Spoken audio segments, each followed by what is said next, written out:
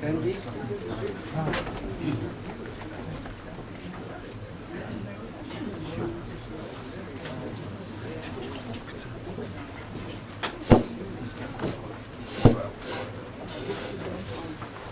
Morning, everybody. It's an honor to have Professor Elhanan Yakira here. In every other country, this would have been a not very important lecture. Because, in fact, Professor Yakira deals with marginal figures in Israeli society. And if you deal with marginal figures in French society, in Dutch society, English society, it is not a topic which should draw very much attention. The problem of Israel, unfortunately, is that these figures are also marginal in our society. But the use which is made of these marginal figures by the enemies of Israel, which lifts this topic to a mainstream, to an absolutely mainstream, important mainstream interest, and the fighting of these marginal figures in itself becomes a mainstream interest in Israel. And unfortunately, there are very few people who do this fighting, and certainly at the high intellectual level, Professor Yakira has dealt with this, let's say, other proof of how academy is going down in our days, because it hosts certain propagandists who call themselves scholars and are the post-Zionists. We should remember that this lecture takes place one day after the breakout of the Six-Day War, 40 years ago, a war which, if you read the newspapers, of course, you by now have realized was a totally unsolicited aggression by Israel against three innocuous, peace-loving democracies, one of which, by some error, closed the streets of Tehran. Another one entered the Armon-Hanetzif by mistake, and of course it was a totally disproportionate reaction, as we now all know. This turned into the greatest defeat of Israel, the problems of which we still face today, 40 years later, because had we gone on, of course, we would have had a lot of Egyptian, Syrian and Jordanian tourists here looking for brotherhood and visiting their embassies here. So we made a dramatic mistake. I must say to that I have visited a couple of weeks ago a few countries of the former Republic of Yugoslavia. They didn't make a mistake. They shot whomever they didn't like. They also didn't create settlements. They had no need to that, because after they did ethnic cleansing, they had enough places to put their own nationals in there, and that is do it the European way. So in this peaceful context, I'm very, very glad to introduce Professor Yakira, who has written a remarkable book, and these are three essays, show it really, three essays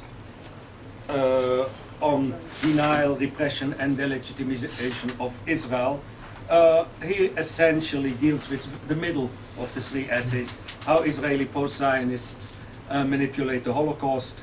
The first one deals largely with Hannah Arendt. The last one, I'm sorry. And the first one is on the Holocaust denial in Israel, which France. What? In France. In France and Israel. So, yeah, okay. Well, it deals with your friendly meetings with Holocaust deniers. But this is mainly on the middle one. which is the subject, how Israeli post-Zionists manipulate the Holocaust. After this lengthy introduction, let me at least tell you who Professor Yakira is.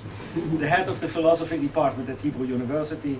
He received his Ph.D. from the Sorbonne in Paris, and his latest book, Post-Holocaust, 3 Essays on Denial, Repression and Delegitimation of Israel in Hebrew, has raised a major debate in Israeli society, and one part of that debate we will hear now. Thank you, Elhanan. Thank you. I should talk from here, I guess. Okay. I want to thank Dr. Gerstenfeld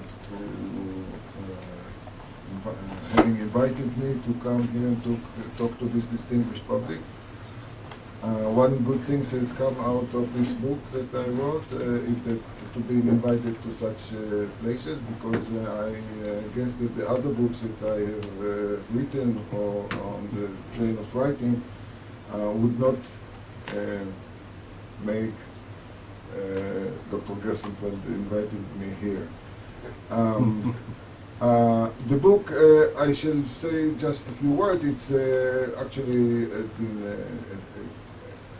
as it has been said, it has 3 essays, independent, one of the other. One of the a certain species of Holocaust denial, mainly in France, in Europe, generally Holocaust denial done from a point of view and by people who consider themselves and are radical left. The last one is dealing with Hannah Arendt in a very critical way, mainly on her book on the Eichmann trial, and which I try to present as a sort of a scandal. And the middle part, the main one in many ways, is an analysis and description of a few Israelis, writers, more or less known. And what the common theme of the 3 essays is, as was said, the different ways in which the Holocaust, contrary to what we usually hear, has become a major argument in an overall and generalized, I would say, ideological struggle against Israel, against the legitimacy of the Zionist idea, in all ways of demonization of Israel, etc. Different ways. I would also want to emphasize, because at the beginning, because this is one of the issues that has been, yes? Because one of the claims that has been raised in the public debate that the book is open to Israel against me is that I blame Israeli left thinkers and writers to be or the opposite people who are against the kibush, as it's called, that I was blaming them for being the Holocaust deniers. First of all, I want to say that I myself consider myself to be a man of the left in many ways.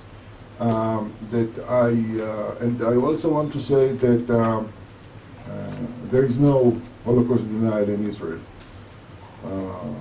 But what I tried to establish in the book is the similarities and analogies between certain kind of denial of the Holocaust and certain kinds of writing, what we call post or anti-Zionist writings in Hebrew, which make systematic use of the Holocaust.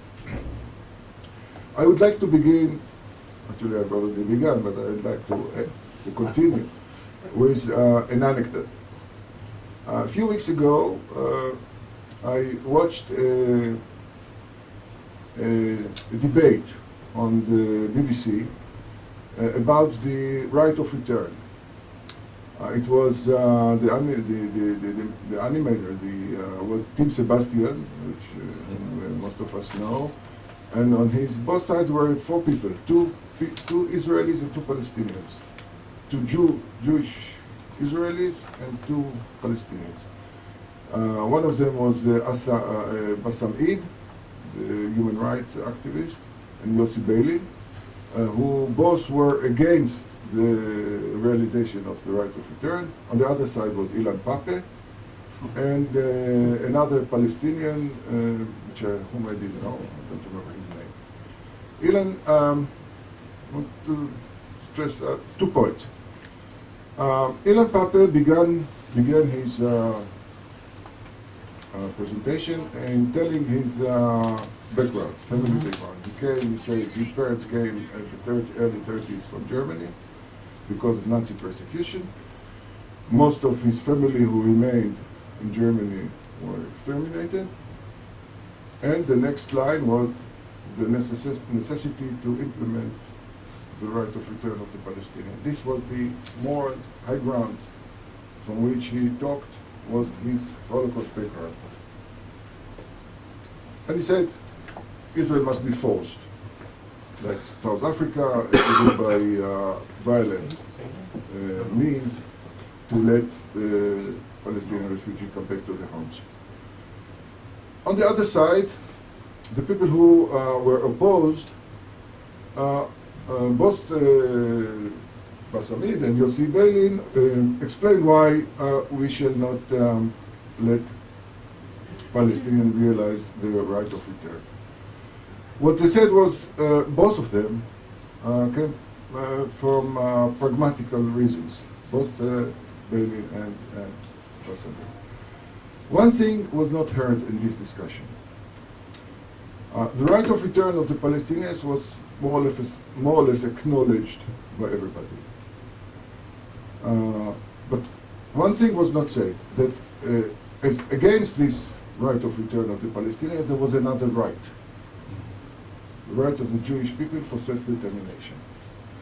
And the right of establishing a Jewish state in the land of Israel.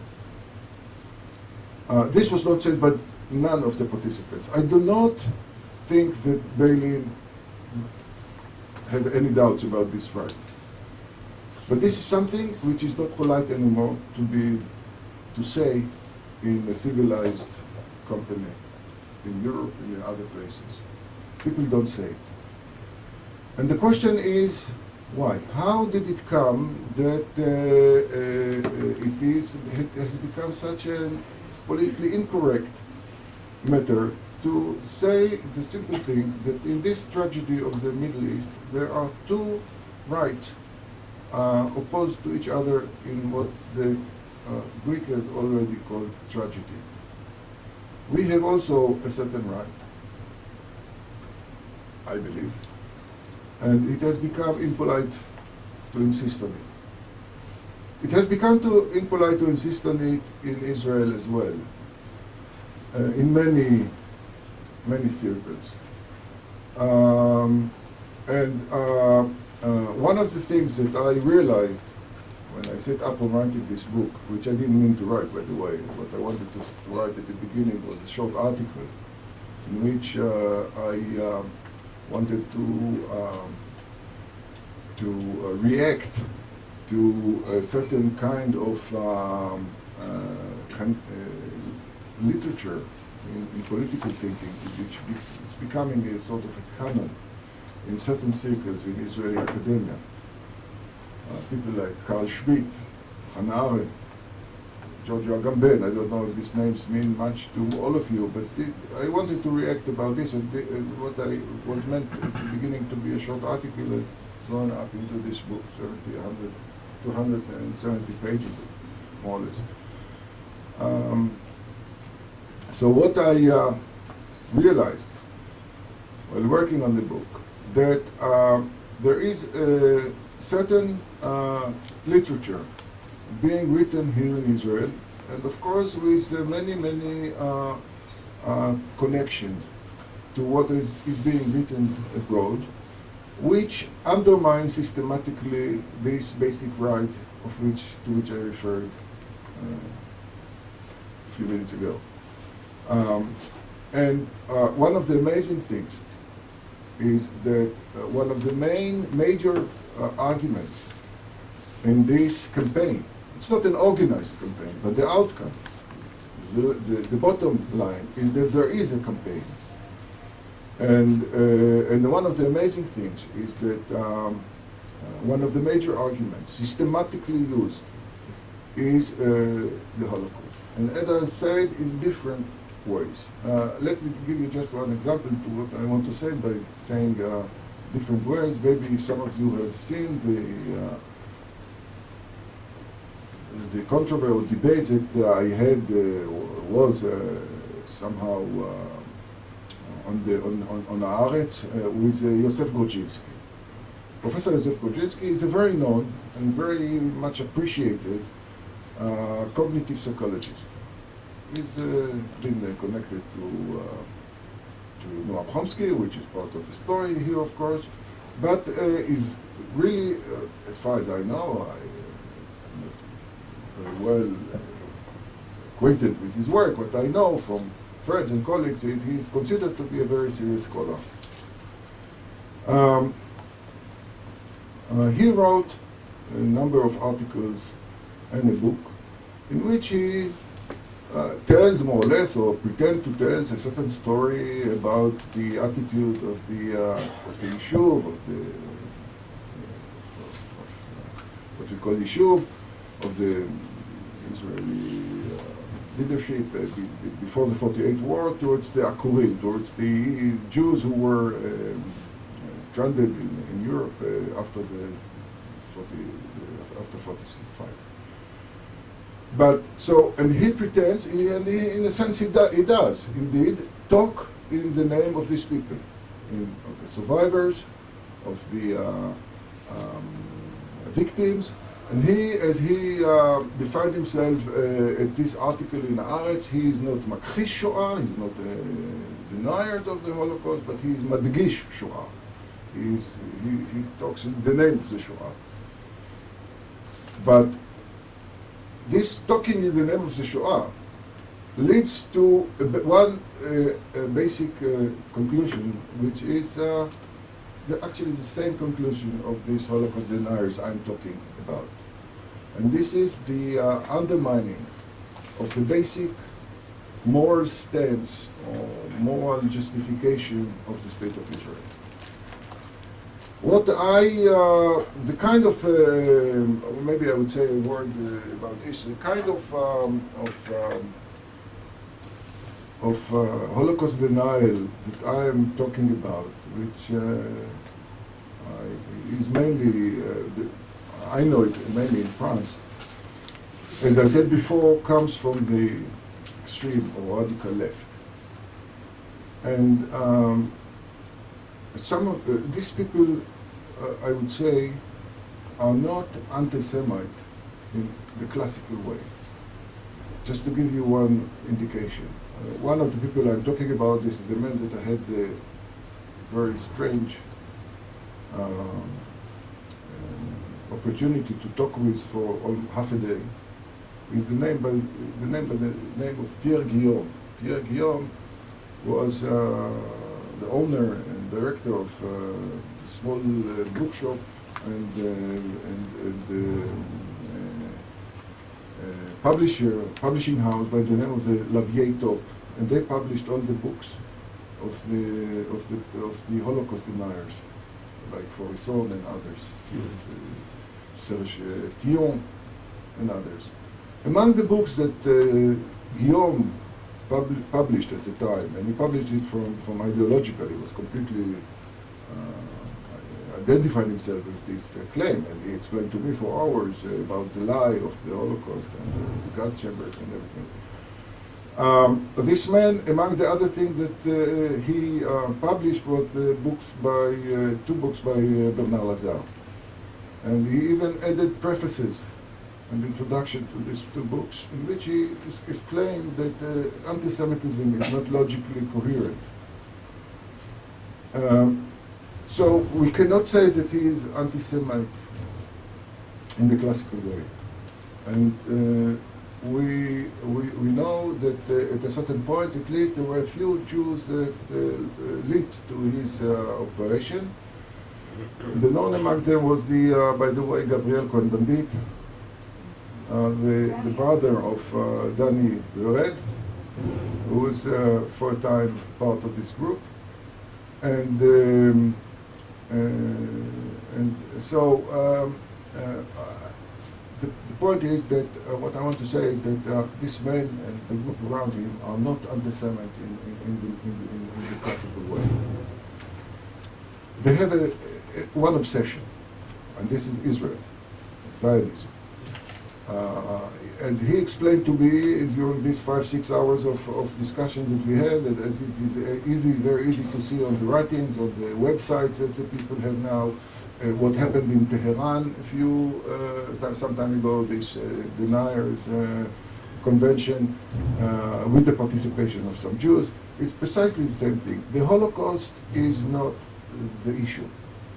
And this is one of the big differences between these deniers and the deniers who usually come from the right, what we call the right. The Holocaust is not their issue. The Holocaust does not interest them. The Holocaust is a mean to do something else, and this is the undermining of this moral justification, basic moral justification of the Zionist idea. How does it work? It works in the following way. There is one universal presupposition, and the presupposition is that there is one main and basic explanation, cause, justification, excuse for both the existence of Israel and for its conduct, and this is the Holocaust. If not for the Holocaust, the international community would have never accepted the establishment of the State of Israel, which is completely, untrue, to say it gently.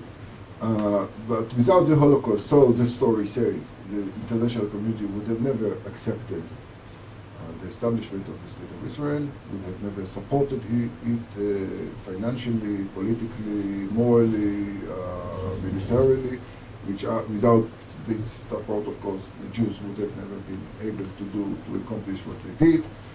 And on the one hand, on the other side, the Holocaust is what explains the Israeli cycle. The kind of politics of power, the violence, etc., etc. All this is explained also by the Holocaust. To these two main suppositions, two aspects of this main supposition that links in such a way the Holocaust to the fact of Israeli existence and behavior, around this there are some other arguments, like why should the Palestinians pay for the price of what has been done to the Jews in Europe, which is one version or one conclusion of this main assumption. And the logic is very clear. If this is so, then if we say the Holocaust has never took place, then the whole basis for the existence of Israel, for its acceptance in all kinds of ways, collapses. Now, the same structure of argument can be found in the writings of the Israeli writers' idealism. I mentioned Yossi Gorginsky a minute ago. What he says is basically the same, or based on the same implicit assumption. Since the Holocaust is the only possible justification for the existence of Israel, since Israel behaved to the victims, which he did not help, and to the survivors afterwards in the way it did, the moral basis of justification of its existence collapses. This is the conclusion of his writings. Other people, other examples. For instance, Boaz Efron. wrote many years ago a seminal article in which he tries to explain more or less the following. The Holocaust is the cause and the reason of the Israeli psychology of anxiety, of fear. And this fear and anxiety is the main, if not the only, reason and explanation for the way we behave. So we should forget it. And this is the main, only, or if not only, the main explanation for what we are, the Holocaust. So we have to forget, in a way forget it, or overcome it. And of course, there are other examples as well.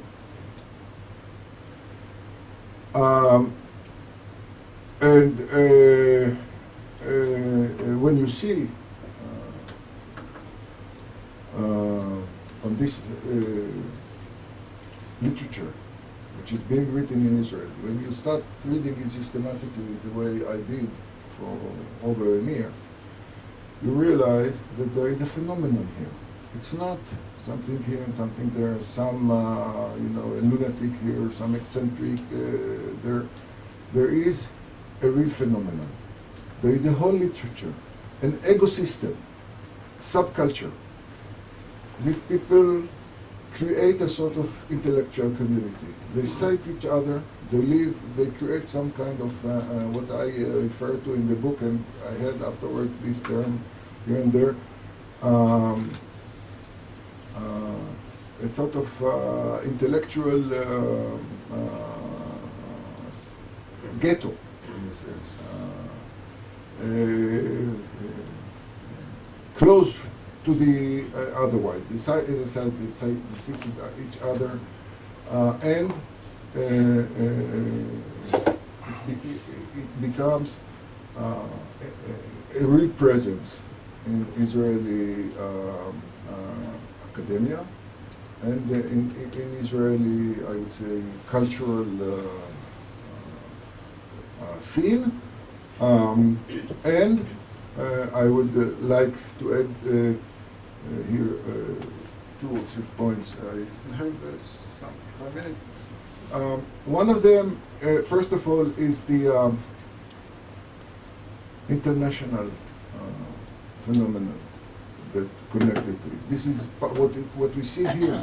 The kind of literature that we see here is part of a much larger phenomenon, and these things become ever clearer to us. If I'm talking about late day, the boycott of, in England, of the attempt to boycott Israeli universities, if one reads, as I did, at least partially, some of the things that are written by the people who lead this this movement, the Holocaust is ever present there in different ways, and not different from what I've just said. In the last few years, we have witnessed the publication of a great number of books outside Israel, which go in the same direction in different ways. Again, some of the books are unbelievable. And one of the interesting things in this, as always in the history of anti-Semitism and Judeophobia, as it is called nowadays, is the role that leading intellectuals are playing in this. Just let me mention 1 or 2 examples. One of the main French philosophers now living, Badiou, very known in France and to people who are interested in French philosophy, Alain Badiou, has published some time ago a book by under the title Le Nom de Juif, the name of Jew, in which he basically says that the adjective Jewish is a Nazi invention, because they are the ones who really used it, and this is otherwise an empty term. And whoever uses this, like when we are talking about Israel as a Jewish state, is a Nazi in a sense. Well, I exaggerate, but not much. It's a little bit more complicated and very sophisticated, of course, but this is the message. Another, I am talking from the point of view, my professional point of view, another very known philosopher, not as perhaps important as but you, an English one, by the name of Ted Honderich, published a year ago or so, a book by the name Right or Wrong, in which he basically justifies morally our terrorism and other forms of terrorism, and in which also the Holocaust, of course, is a very major argument. And I can add this to this list quite a number of books and other publications. But you and Ondrich are not Jewish, but most of these publications are done by Jews, like Jacqueline Rose and others. I'm sure that some of the publications are not unknown to some of you. One of the interesting things is here that many of the Israeli authors I'm talking about in my book are regularly quoted and referred to as authorities in this literature I'm talking about. So this ecosystem I was talking about. החשמל הלך. טוב, אני אדבר. The enemy is everywhere. Yeah, that's right. That's a good pun. I'll try to talk more loudly. I hope you hear me. So this ecosystem I was talking about is not only local, it is international, and it pays for both sides. One of the best ways to create today in academic circles in international career is to be part of this ecosystem. You are invited to everywhere, you are published. Well, last thing that I want to talk about here, and then I'm sure we'll have some time for discussion, is the reaction to the book. I just had a chance to say to one of the listeners here, well, I had many doubts when writing this book. I was asking myself, and I was not the only one asking, why do I waste my time on these things? A bunch of marginals, some bizarre writings here and there. What's the point? And I was asking myself the same question over and over again. But I must say that since the book has come out, I changed my mind on many things. First of all,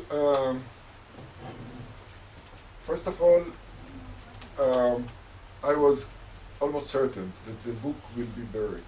No one will pay attention. So far, I think, and my feeling is this is only the beginning. It has created a real interest and opened a public debate in Israel. Haaretz, for instance, who made its best not to take notice of the book, managed to do it for 4 or 5 months, and eventually gave up. And since the publication in Haaretz of few things,